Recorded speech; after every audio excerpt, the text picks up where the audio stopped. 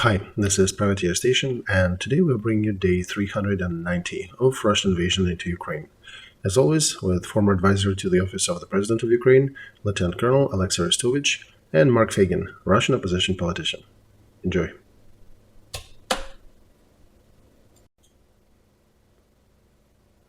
Dear friends, glad to see you all on Feygin Live.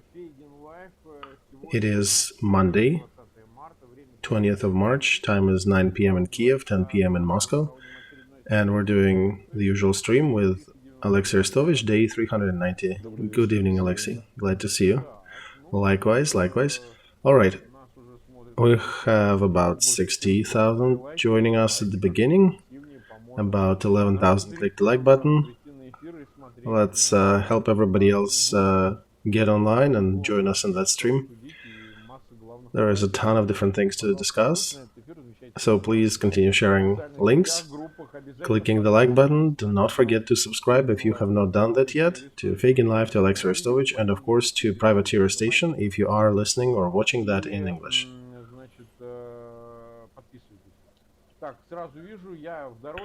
I am traveling. I have not dyed my hair in anything, and all I can afford while traveling here, I can only find some light, which subpar, I understand, but guys, stop sending funny messages in chat.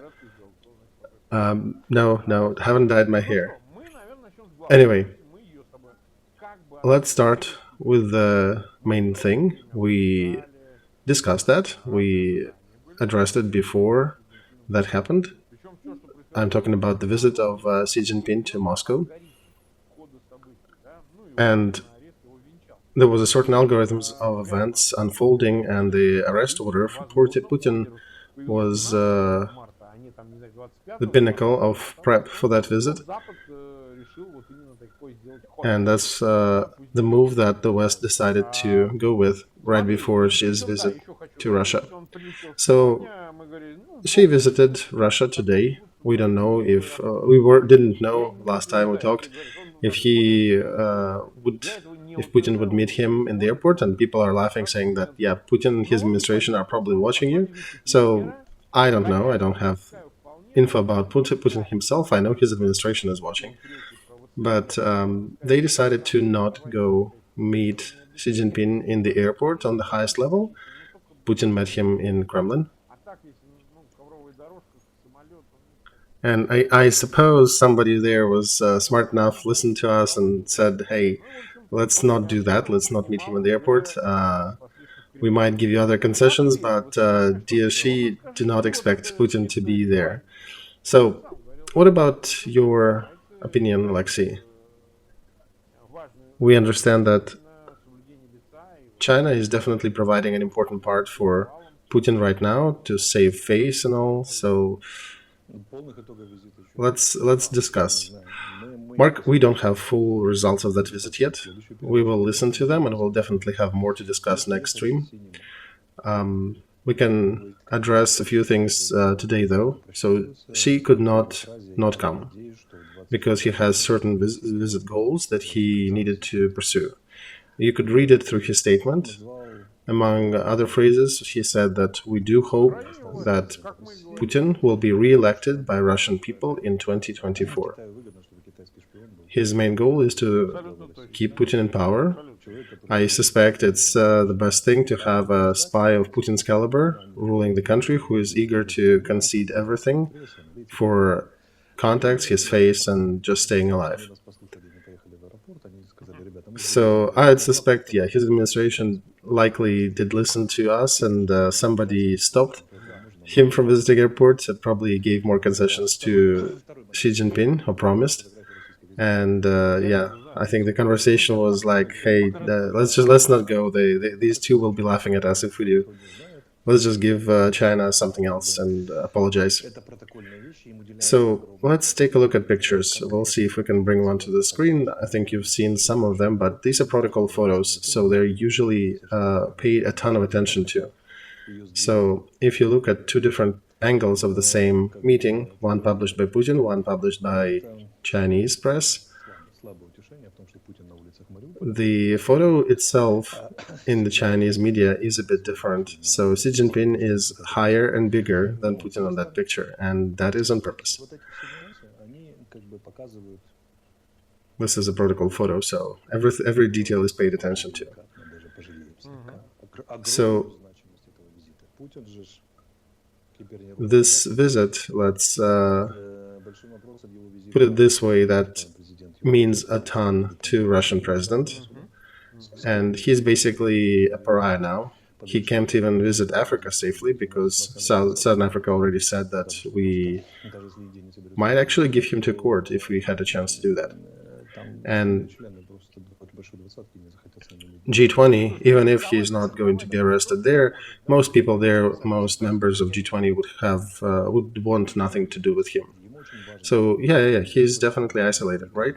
Exactly, he's isolated, and it's not the end in only one framework. If there is some opposition of some, in quotes, good countries to the West, to gay agenda, to LGBT and all the new stuff coming from the West. So who may be in that alliance with Russia? Cuba? Not really. Algeria, Vietnam, Venezuela. With my respect to the countries and people of them, what's happening there, their size, not too big. Doesn't really form a big coalition. But here we have China, which is basically a second economy in the world. In some aspects, it is first. And he is using that to show that there is a game and that he is part of that bigger game. And China is with Russia. And with China, nobody can defeat these two. And China, of course, petted Putin on all these wants, and translating to normal human language, it says China basically made a statement that we will not do West to trample Russia. We do support peace, but Russia needs security, and not one-sided, just like you play it on the Western Front. And Putin also came out and happily quacked something that they're ready for peace negotiations with Ukraine at any time. And if you read through, it's understandable that Chinese position is agreement from the position of the bigger brother, elder brother, that China is somewhat a bigger player, and Russian position is that we are part of a coalition, we are with China.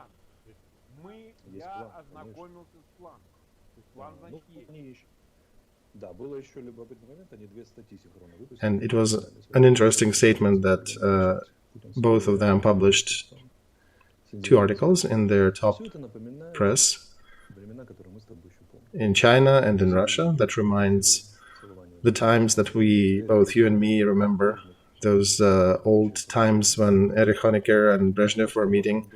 And yeah, that famous kiss that was painted and drawn and photographed many times after. So, and that's the story going back to USSR times, basically. That's what it looks like. And at the same time, when they're pretending to be the major players and the opposition and all, somebody made a good comment saying, well, China, yeah, it's a big economy, right, but their leader came on Boeing, so they still cannot build their first plane themselves. And Secretary of State Blinken came out and said that China, instead of coming out and addressing the matter of arrest warrant to a criminal who is wanted for kidnapping, China instead used their diplomacy to support an international criminal.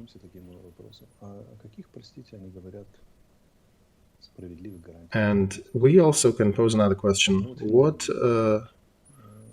justifiable guarantees of safety can Russia have in that worldview that they've been making a statement about after Xi's visit? So we have Finland, for example, which has about, 1,000 kilometers border, plus the gulfs around, and it's a NATO country. NATO is now right at the border. Russia had 2 wars with Finland involved in 1940, 1944, or call it one unending war. But in Russia, they have been pretty mum about Finland. While about Finland, this is an existential threat somehow, right? Another quote from Blinken: "We cannot accept Chinese plan because it means freezing the conflict, which would allow Russia to acquire more resources and strength from annexed territories, and then will attack the West, attack Ukraine again later at an opportune moment." So the West basically came up with a statement saying that Chinese plan doesn't fly, doesn't work, not acceptable, and gave a judgment to Putin. Putin is in a very negative position. And what it means for Ukraine? For Ukraine, it means one important thing. We are likely looking at the Iron Curtain, the revival of it in some capacity. We've shed a lot of blood here in Ukraine since 1917, fighting against the Soviet Union with Ukrainian National Army and other military formations that we had to try to resist annexation by Russia and Soviet Union. And we've shed enough blood to be on the other side of Iron Curtain this time. And Russia, in the iron hugs of China, is staying on the other side. So we understand that Russian economy will likely switch to yuan to a bigger degree because China needs an external partner where to dump some of their currency and deal with some of their internal debt. But what also is important to us is that we are fighting to not be inside that Iron Curtain, which is now being built up on the rhetoric about the dimmed West, about some sovereign democracies being suppressed by West, and the rhetoric that killing children and kidnapping them is a matter of security of the one who abducts them. Minister of Foreign Affairs of China also came out and gave their judgment to that order that was issued in Putin's name. They said that this is a violation of security of the heads of state, kind of omitting the main thing that International Criminal Court is created to punish the leaders of state, to punish those who normally would be above the law. And the whole purpose of that court was to be a leash for those who want to kill thousands of people or tens of thousands. And we see 2 lines separating and going in different directions really far at this point. For us, what is important is that soldiers today near Bakhmut and Avdiivka are fighting so that we are never inside that Iron Curtain again. If earlier it was the countries of the United States and NATO, European countries who were defining where's the border, this time it's Russia and China joining some of the efforts to create that new Iron Curtain. And in that situation, we cannot remain neutral. We've been pretty harsh against being part of Russia again, and now I understand that the West is pretty unified because 2 main foes indicated in their NATO doctrine are now officially somewhat joined. And we, as the strongest army in Europe right now, Ukrainian army, which already destroyed half of Russian army, we definitely play a certain role in that worldview, and the West definitely sees us as a valuable asset.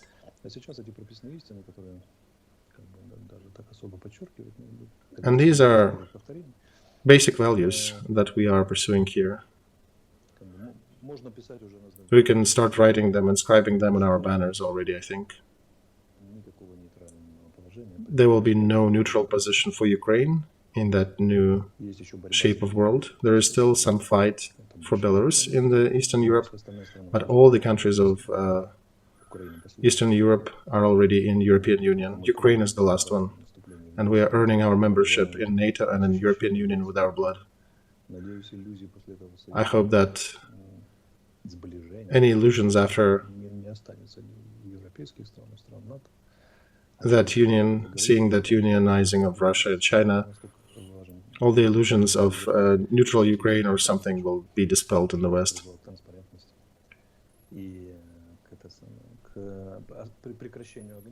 Because China, if given power, they would have called upon ceasefire and likely would play with the same idea that, well, Russia annexed several territories, but it will be peace in a world, and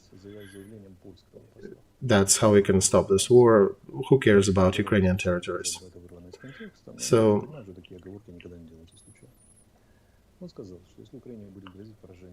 and that coincides with another statement from Poland, and that's was a sort of a slip of a tongue, but and Polish Minister of Foreign Affairs denounced that, but there was a slip of a tongue where their ambassador said that if Ukraine will be losing in this conflict, Poland will partake in this war to prop Ukraine up, to support it. So, and we're talking about, okay, so how would Ukraine possibly start losing in this war? Only if China will generally involve itself in this conflict and start supporting Russia militarily. So then here's several statements coming on different sides. One of them is Poland, who's saying, in this case, we will join the war and we'll support Ukraine. And Poland is the country building the biggest army after Ukraine in Europe. It has a lot more HIMARS and a lot more NATO equipment, and it has a long bill to Russian army, historically. And also European Union mentions the right to the visit of Xi Jinping, that European countries will provide 1 million artillery shells to Ukraine. So nobody would have any illusions about Ukraine's capability to fight back. So today we can state that the West approached pretty close to our standards that we remember from our early childhoods, the standards of Cold War, right? And now the question is the remainder of that visit.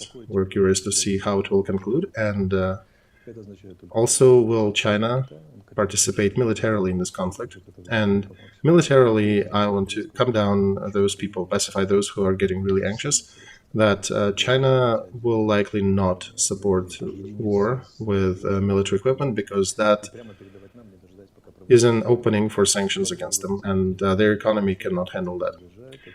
So it also, just in case if that happens, it also means that the West will then open all the floodgates and will support us with everything. So they already uncorked another barrier. So the Stryker divisions we're getting from United States are not from the factory or not from the storage. They're actually taken from actual live military units. So this thing is uncorked, and we can be, the West already figured a way how to do that, how to support us with equipment from their own military. So the West is already pointing China. The West is pointing China to a solution where, okay, imagine Russia it has not won, it was defeated on the battlefield, but if you do want Putin to be a leader, you can have him as a leader if you want to. However, Putin still will remain a criminal, and if you will be dealing with him, you will be dealing with a criminal. So China is trying to solve a problem now, how to let Russia lose but keep Putin in power. And understandably, Putin is not, even if he is re-elected, nobody will converse with him. He is a pariah in the West and in the whole world, basically. Even if China decides to continue working with Russia in some capacity, the West might still continue working with Russia after the war, but only on some climate change issues or maybe something nuclear, but yeah, nothing on the highest level. And China will have to solve a very complex task, to not quarrel with the West and to keep Putin presiding over Russia. because the West already denied that right for Putin to represent Russian people, and they're expecting him to show up in court at some point. So this is a pretty interesting riddle, and a knot that we're yet to see how that will be untied. But for us, the benefit of this is that the last allusions about Russia and their claims for Ukrainian territory and some neutral Ukraine and some capacity of Ukraine not existing inside the European Union, these illusions are being dispelled, for which I think we can be thankful to Xi Jinping.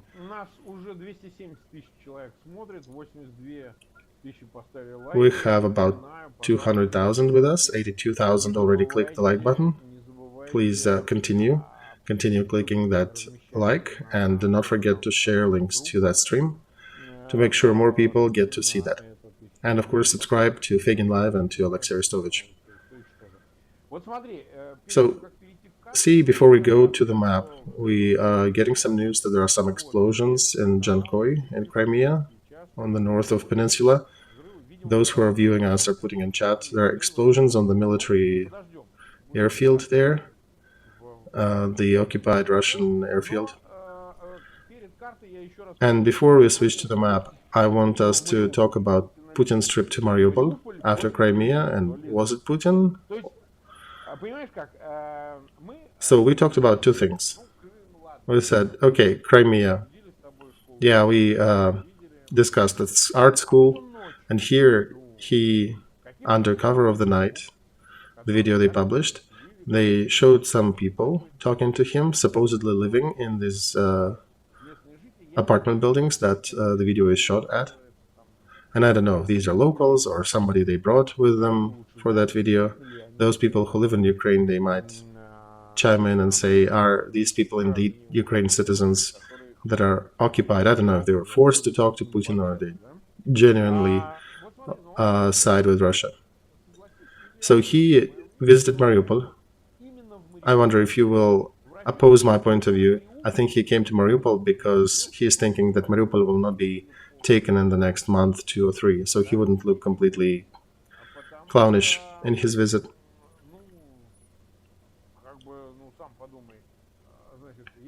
Because he could have visited Melitopol, for example, but then that city might be taken. Mark, I think the narrative is very clear. I think it's an attempt to push back on the kidnapping accusation, because majority of children were kidnapped from Mariupol. Because, see, after this accusation, the logic is very simple. Step 1, you are accusing us of kidnapping children. Step 2, if we were kidnapping children and destroying cities, would we be rebuilding them? And see, we are rebuilding them. There are a couple new buildings behind me.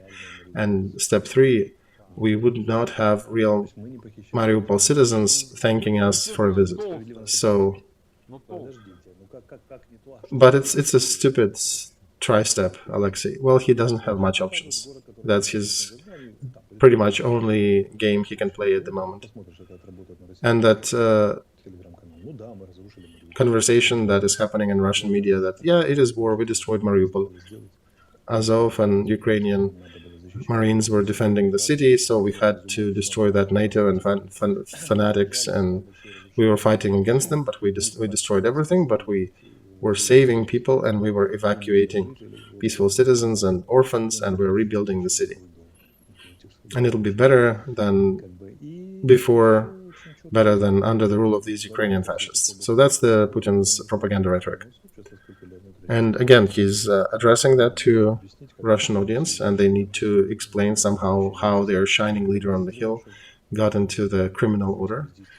I suspect that 8 out of 10 Russians didn't even understand where did the kidnapping come from. And that means that there are probably more rumors circulating in Russian society about which kids, who was kidnapped and all. So that is the thing, they're trying to channel that with the video from Mariupol. There was actually a scream of a woman behind the video who said that this is all fake, this is all staging. Yeah, we don't know details. Who said that? We don't know who. Mark, yeah, I think this is worth a Medal of a Hero of Ukraine, because understandably she was risking her life, screaming that. And there are a lot of FSB and protective service around. She could have screamed from a window, right? Could have, but it's still a very, very brave step. Okay, let's maybe go to the map, and we have a ton more to discuss after. So we have the map on the screen. Let's look at Bakhmut first. I cannot call it Bakhmut as Russia is calling it. I'll call it Bakhmut as we call it in Ukraine. So Russian side has started to cry in the discussions about it, saying that they're failing to take it, that nothing is being taken, neither Bakhmut nor Bakhmut. Prigozhin came out and said, look what's happening. We captured 70% of that town for you, and I'm not even addressing that percentage. That's on his conscience. But if you are not supporting us, if you're not giving us enough weapons and ammo, they may even surround us here and recapture it back. And behind that is also a statement made by Ukrainian military leadership saying that Russia has lost the opportunity to capture Bakhmut. They lost the strategic initiative in that area. So our command is very careful about making statements like that. We'll see how that unfolds, but this is the statement they've made. And a third-party observer, somebody neutral, like Western analysts and all, they're saying that the tempo of Russian advancement near Bakhmut is stalled. And they're literally having issues with artillery shells and other logistics, including other resupplies and fuel and I'm skipping the Russian word, but yeah, machine oil and all that stuff. Okay, so it is a difficult situation there for Russian command, and for us it's automatically difficult. They need to decide now to solve the task of surrounding Bakhmut. They need to add more resources. They need to throw more resource to the front, because the ones they had there, they're worn out despite of their certain concentration. And then the question comes, where do you take them? Last week they sent two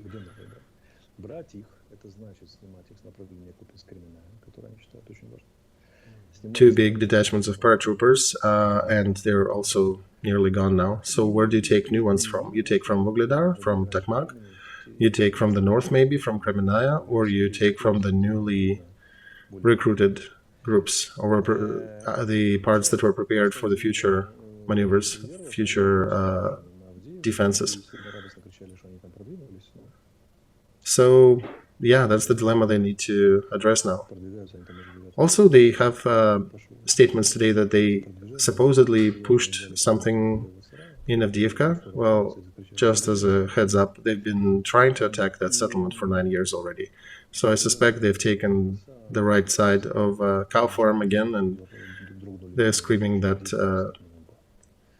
they achieved something. And some in their media, they're trying to put Avdiivka as the new Bakhmut, but I have a question to them. Why peddle the new Bakhmut if you're failing to take the old Bakhmut? And Russian media and Russian conversations are now going around the questions of, well, the thunder is in the air, the storm is coming, it seems like Ukraine is going to push back. And I suspect it could be a part of, and some people say it could be a part of Russian PSYOP to prepare themselves for Ukrainian counteroffensive, but I think they're genuinely screaming, genuinely concerned. And as a side note to that, they kind of forgot about all this scary Russian offensive. There's not even a conversation about that. They're now looking at Ukraine pushback. So, and we'll see how that goes. We don't do offensives like they do. We don't walk on their machine guns. we attack their logistics supplies, and we force them to retreat. So, again, we have no fixed dates for our counteroffensive.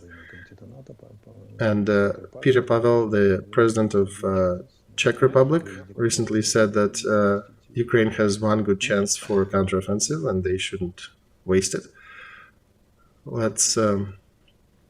I'll make my own statement here as Alexei's opinion. Let's imagine that Ukraine has a partial success in that counteroffensive. For example, we came to the border of Crimea, we took everything from Kherson to Mariupol. We didn't take Mariupol itself, but we also pushed them back on Lugansk and Donetsk. And the whole southern front is taken, for example. We haven't taken Crimea, and Mariupol is still standing. So, what then? We say we need another cycle. We need more supplies, more ammo, more armor to continue with our agenda, to push back and recapture the last of our territories. What, the West would come out and not support us? Then we basically will tell them this will then be under Putin. And that's what's the reason? Because if one considers that in this case the West decides not to support Ukraine and push that into the arms of negotiations with Putin, then you basically delegitimize all the effort and would support the position of Xi Jinping, who made a statement today. How would that be seen? The free countries of the world and the people of the West, how they will take that. So, me, personally, when I hear that this is the only chance for our counteroffensive, I don't know whether to cry or laugh, because if indeed, imagine this is the last attempt to take back the lands, then all the political rhetoric, everything that is being said on the West is multiplied by zero. It's being erased, basically. And then Xi Jinping will be celebrating victory, and the West will be celebrating a loss. The question is, does the West need it? So, with all respect to the opinion of the President of Czech Republic, I am of a different opinion. I see the West supporting Ukraine to the end of this conflict, until Russian troops are completely out of our territory and while Ukraine is ready to take it back. I do not see an eventuality where the West comes out and says, no, we're not going to support you, although we know you're ready to, but we're not supporting you to do that. I don't see that eventuality. Even if, for example, we captured part of the territories, we still need support to hold them. If we are holding them, we need support, otherwise Putin will come back and take them back, right? And if we are holding it, then, and you're still supporting us, then why stop all the effort? Because we can actually push them out and retake everything. So that, in this view, this ideation loses ground, and I see the West supporting Ukraine. They have been supporting us, and they will be supporting us, as long as we're eager to resist. And it's not in their interest to leave at least one Russian soldier on the occupied territory and let Putin and Xi Jinping win anything. That decision was officially taken. And I understand why Czech president might have said that. Because they probably want to win over the wavering countries, the ones who haven't really made their mind yet, and basically saying, look, this is the last push, let's do it. But again, I'll put the question here. If it was indeed the last-ditch effort to win in this conflict, would European Union sign an agreement to support artillery shells supply for a year in 2023? Probably not. Olexiy, okay, I think the logic of this statement might be the West trying to finish this conflict in 23. And if, for example, this doesn't work, then because they do want to convert the military victories on the Ukraine front into their political victories. Because if, for example, Russia doesn't run away and you don't really capture everything back, you are looking then at preparing another counteroffensive, and that probably another 3, 4, or 5 months after this first one that is still due to happen, and that will probably push the whole conflict outside the boundaries of 2024. And that is probably the angle. I've heard that before, and that gives an angle to those who said we did want to finish it in 2023, and let's finish it either militarily or by negotiations. So, right, expanding that ideation, let's lose to Russian Federation and keep whatever managed to take. Yeah, they'll probably just peddle that and say, well, we captured what we could. No, Olexiy, I think it's the work on the inner audience. We heard that conversation in the statements by Trump, DeSantis recently. It's because the West does look differently on the conflict and they would want to have it resolved by the end of the year. But there is also a stronger statement by the West. And for example, Scholz recently was the first one to come out and say that Putin needs to be arrested. And I don't know a better description for that than a total change in German position politics. Because a year ago, if I brought this up, that Scholz would have said that, everybody would laugh me up. So here, Olexiy Arestovych, personal opinion, I will still insist that the West will be supporting Ukraine as long as the war continues. And that even the artillery shell declaration was taken for a year. You cannot cancel it. And all the rhetoric about stopping supply, last effort, trying to conclude in 23, that is the rhetoric about the grain deal, a rhetoric for the election season. It's the rhetoric about addressing all the problems that Finland and Sweden bring when they join NATO and all the logistics of that. So I would suggest do not react too much to that noise. Since the beginning of war, we keep hearing that nobody is supporting us. And look where we are now. Right, Olexiy, life always brings different scenarios. Exactly. The West that drastically changed their position and made China a direct enemy of NATO will let Russian and Chinese victory materialize now? Never, under no circumstances. That would mean a most difficult crisis in the West. The crisis of decision-making, the crisis of strategy, they will not go for this. So the first, the second, and the third, if need be, counteroffensive will be supported. I'm very calm in this regard, and that's what I advise our viewers to maintain calm. 323,000 are watching us, 114,000 click the like button. I remind you, you know what you need to do. Please continue clicking and sharing. And no, I have not painted my hair, have not dyed my hair. Right, yeah, I was laughing at some commentary. Feygin is dyeing his hair and Arestovych is living in Rome, not in Ukraine, right? Some people and their stories. Okay, let's take a look at the screen. We had a tweet from Biden administration who published this and said, tomorrow and believe. And what do you think it is? Oh, somebody already commented on that this is to celebrate some actors who was from the TV series that started in the same manner. Oh, I thought it's something else. No. It's just it's movie related. At least that's how it was presented and explained. What about the tanks? Yeah, we got some Leopards from Norway.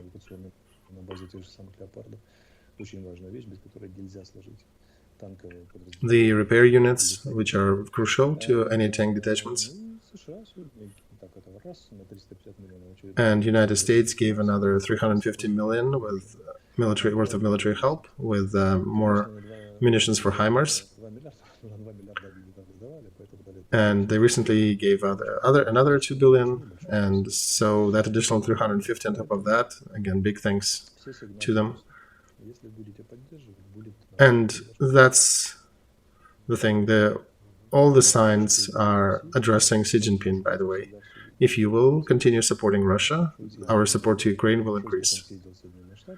And you can look at Scholz. He visited China, he visited European countries, and came up and visited the United States. And then Europe and Germany and other countries of Europe and United States, they basically verified their positions, and I think They're going towards the NATO summit in June,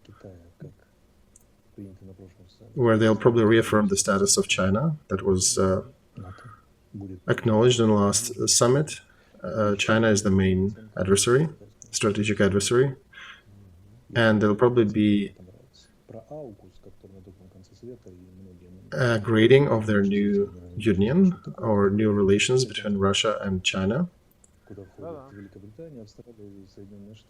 And that also might reinforce the Pacific side of things, where the union between Australia, United States, and some of the countries of Eastern Asia and Southeast Asia, and the Union of Five Eyes, so-called. And it might also expedite Australia receiving nuclear submarines. India also has that, but I think they only have one. So there is another union being propped over there in the Pacific against China in this regard. And also Britain came out today and said that Britain wants to continue its leadership in the global race with new technologies, and they are putting a lot of investments in the new fields of electronics and some global projects that they outlined in their speech. They're basically saying that British Commonwealth is on all continents and they need to continue leading the world. And they were talking about their spring budget, and they said that they're supporting artificial intelligence. Britain is the leading venture investment country in Europe, more than France and Germany combined. And most of the new investments will go into creation of a new supercomputer that will trump a lot of existing capacities. The West is still playing their game, technological leadership. China tried to play that game, but they threw 650 billion to the artificial intelligence. But one needs to understand that technological leadership is standing on the base that is fully manufactured only by the West. When the West is fighting anyone, they're attacking the technological branches first. And the activity of China in regards to Russian Federation is based in them trying to convert some critical technologies that were not been given to them otherwise, trying to get some additional input from Russia and get them participating in some actions. It reminds of an old military race, only in this case it's a technological race. And I would never believe that the union of Russia and China will overcome Western technological capabilities. It's technically impossible. So we'll probably then face a certain format of Cold War like the one that existed before. So let's say that the West is going through another technical revolution now, or technocratic or post-industrial revolution, whatever you call it. You can use different terms. Of course, the process that is happening now with artificial intelligence and other advancements, it's not just revolution, it's a new page changing the lives of humans on this planet, probably. There are a lot of futuristic forecasts in this regard. So we'll see. And China, of course, is trying to reach that same level, same parity with the West. But they lived through the first two revolutions, technological stages of people's advancement, as the ones who are trailing. They were copying the advancements and successes of the West. And the freedom of thought, the freedom of intellect, the freedom to do things on the West gives a huge advantage versus the technology from under the sticks and punishment and from forced and government-forced research. This will never be able to compete with the West. So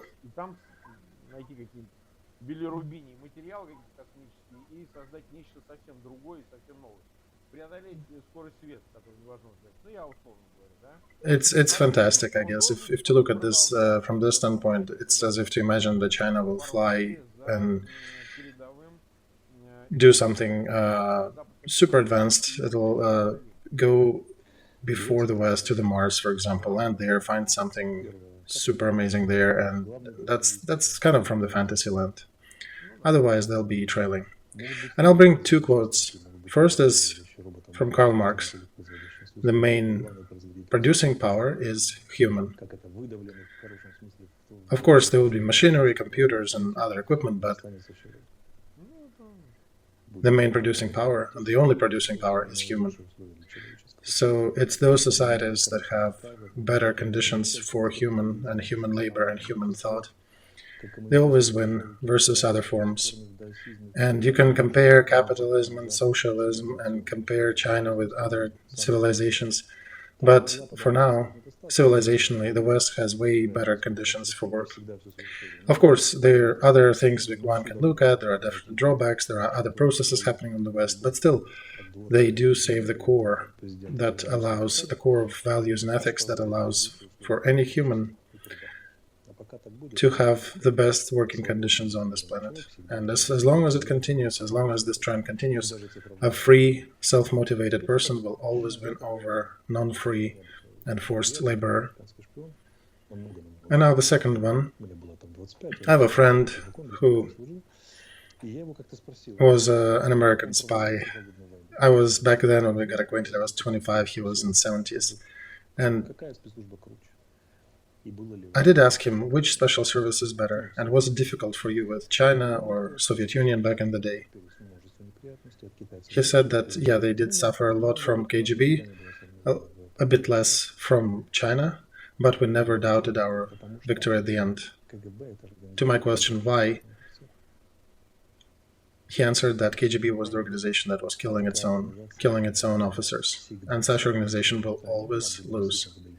Despite how cool they are, and of course they had some very distinguished operations, just aimed the head of a US counterintelligence who worked for Soviet intelligence, and the Cambridge Five, yes, those. But we were never concerned with the overall victory, because they were fleeing to us, looking for safety. We never fled to them. So sooner or later, with losses, but there is no doubt that we'll win. And I would say, for myself, we need to continue believing in God and Ukrainian infantry, that is, fighting for our right to be on the other side of Iron Curtain, on the side of Europe, and not to be on the side of prison, which used to be a camp, Gulag prison, and now it's a digital prison. But not much changed otherwise. An old story. Remember Solzhenitsyn, who was describing the first circle? The stories of creating those intellectual camps. But even then he outlined that intellect needs freedom. Even the right for a mistake is an element of freedom. And without the freedom, you cannot create that applied technological cycle, because only human intellect, the free, developed human intellect without limitations or stimuli from the government, can create new future. And I think today's advancement with artificial intelligence is a good highlight of that process. All right, we've been almost 15 minutes live. We have 335,000 watching us, 130,000 click the like button. We appreciate your interest in this. It's usual Monday, but a lot of people watching us, so thank you, and continue sharing links, clicking the like button, and subscribing if you have not done that yet. That is important. And of course, subscribe to Feygin Live, to Olexiy Arestovych, and to the Privateer Station if you are listening or watching that in English language. And we'll see you on Wednesday, right? Correct. Okay. 10 Kiev will go live 1 hour later. I'll be traveling too, so I'll need an extra hour. Okay. Okay, then 10 p.m. Kiev on Wednesday. It'll go in English translation at about 9 a.m. Eastern on Thursday. It'll be the last day of Xi Jinping's visit, so it'll be a good cause to discuss. There'll be more interesting critique and more interesting details about the agreements to address. All right, then we'll see you on Wednesday. Thank you, everybody, and see you then. Goodbye. Good luck.